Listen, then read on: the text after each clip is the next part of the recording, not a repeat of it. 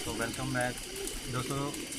1-2 second का काम है, साढ़े चैनल में सबसक्राइब करके तो बैल के बटन को जरूर दबा लो ताकि साड़ी हर वीडियो तुहाडे तक पहुँच सके। चैनल तो साडा तुहाडे शौक वास्ते जी दोस्तों। यह जोड़ा देखो।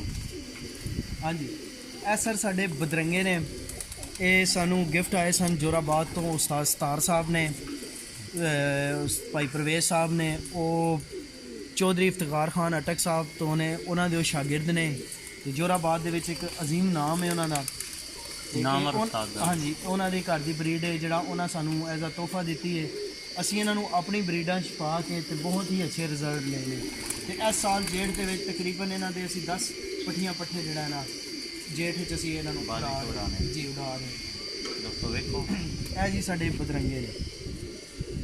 ਇਹਨਾਂ ਦਾ ਪਰ ਵੇਖੋ,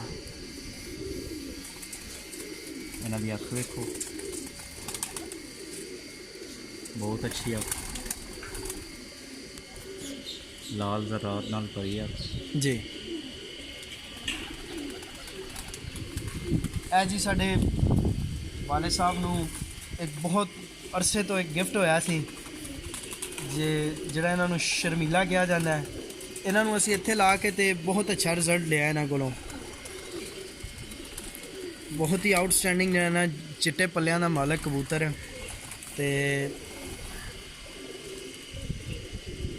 ਕਾਲੀ ਛਾਪ ਉੱਤੇ ਬਲੈਕ ਦੁਮ ਹੈ ਤੇ ਸਬਜ਼ ਗਲੇ ਦਾ ਜਿਹੜਾ ਨਾ ਮੋਮੀ ਨੋਕ ਦਾ ਕਬੂਤਰ ਹੈ। ਇਸ ਕਬੂਤਰ ਦਾ ਤੁਸੀਂ ਕੋਈ ਆਪਣਾ ਨਾਮ ਵੀ ਰੱਖਿਆ ਹੈ?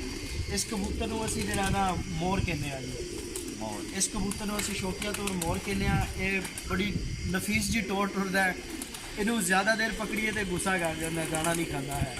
ਇਸ ਵਜ੍ਹਾ ਤੋਂ ਅਸੀਂ ਇਸ ਨੂੰ ਬਹੁਤ ਕਮ ਜਿਹੜਾ ਨਾ ਪਕੜਦੇ ਹਾਂ। ਇਹਦੇ ਦਮ ਦੋਸਤਾਂ ਹੋਣਾ ਦੇਖ ਸਕਦੇ ਹੋ ਦੋਸਤੋ, ਇੱਕ ਪਰ ਦੀ ਦਮ ਹੈ। ਪਰ ਜਿਹੜਾ ਦੁਮ ਤੋਂ ਪਾਰ ਹੈ, ਲੰਬੇ ਕੁੰਦੇ ਨੇ ਦੇ ਤੇ ਬਹੁਤ ਹੀ ਸ਼ਾਈਨ ਵਾਲਾ ਪਰ ਹੈ ਜਨਾਬ ਦਾ। ਇਸ ਤੋਂ ਬਾਅਦ ਅਸੀਂ ਇਸੇ ਦੀ ਭੈਣ ਹੈ ਜਿਹੜੀ ਅਸੀਂ ਰਾਮਪੁਰੀਆਂ 'ਚ ਪਾਈ ਹੈ ਜੀ, ਉਹ ਤੁਹਾਨੂੰ ਦਿਖਾਉਂਦੇ ਹਾਂ।